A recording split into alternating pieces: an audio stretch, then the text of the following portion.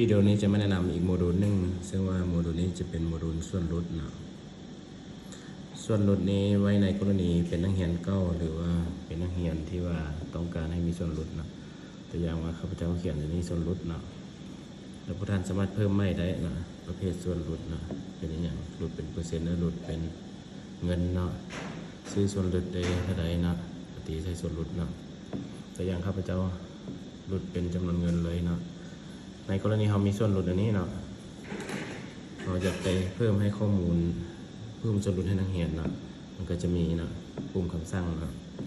ปุ่มคำสั่งเนี่ยร้านเขาเนี่ยแก้ไขส่วนลดใส่เนาะเราก็เลือกส่วนลดนี่เนาะ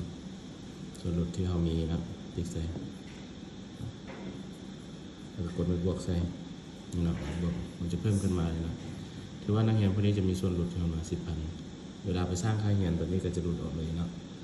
ใช่ว่าเราผูกตัวเดียวเราได้เนาะตัวอย่างในกรณีที่ว่าเป็นนักเรียนเก่าเนาะนักเรียนเก่งอย่างต่างๆที่เรามีส่วนลดให้เนาะเป็นนโยบายของโรงเรียนนะขอบใจ